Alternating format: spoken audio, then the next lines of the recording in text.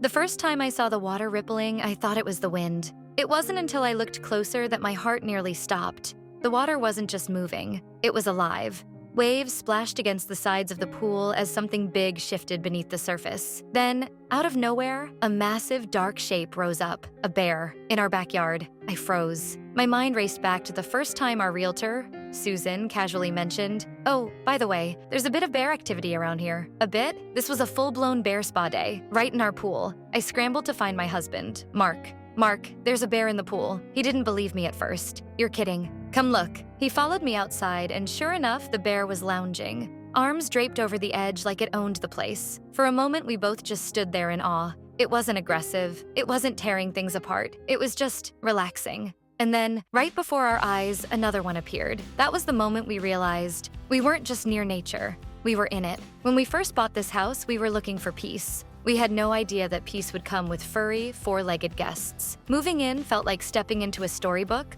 Our house nestled at the very edge of a sprawling national forest. We imagined peaceful mornings, coffee on the deck, the sound of birds filling the air. And for the most part, that was true. But there was another sound we quickly became familiar with, the soft, heavy footfalls of bears padding through our yard. At first, it was terrifying. Every rustle in the bushes, every snapped twig sent our adrenaline soaring. The first few nights, we barely slept, convinced we'd wake up to find one of them trying to get inside. But as time went on, something changed. The fear melted away, replaced by something else. Curiosity. We started watching them, learning from them, and incredibly, they started watching us too. One bear in particular, Maddie, became a regular visitor. We started recognizing her by the small scar above her right eye.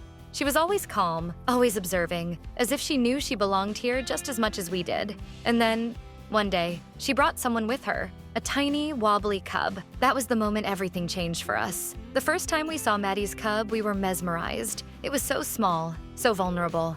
We whispered excitedly, as if speaking too loudly would break the spell. "She must have been pregnant when we first saw her," Mark murmured. It made sense. She had always been around, always lingering, and now she had a baby to care for. Over time, we got used to Maddie and her cub's visits. We'd watch from the window as she dipped into the pool, completely at ease, while her cub playfully pawed at the floaties. It became clear that this wasn't just a one-time thing. Maddie had made our yard her sanctuary. One day, she did something unexpected. Instead of leaving right away, she settled down on the grass near our deck.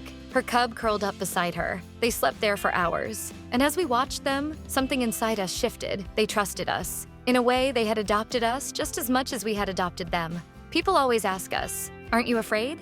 And the truth is, at first, yes, we were. But fear comes from the unknown. Once we understood them, once we saw them for what they truly were. Not monsters, not threats, but neighbors. Everything changed. That's not to say there weren't challenges. We had to learn the hard way what not to do. Leaving food outside? Bad idea. Leaving the garage door open? An invitation for a very messy surprise. But with time, we found a balance, a way to coexist. And in that process, we discovered something even bigger. The importance of protecting these incredible animals. Bears like Maddie are losing their homes. As cities expand, forests shrink. And when their natural habitat disappears, they have no choice but to wander into ours. But that doesn't mean they should be feared or driven away. It means we need to find a way to live with them, not against them. That's why we started sharing our story. At first, it was just for friends and family. But then, something amazing happened. People from all over started reaching out. "I never knew bears could be so gentle," one person commented. "This changed the way I see them." And that's why we're here today, to share this story with you, to show you that nature isn't something separate from us. It's something we're a part of, and it's up to us to protect it.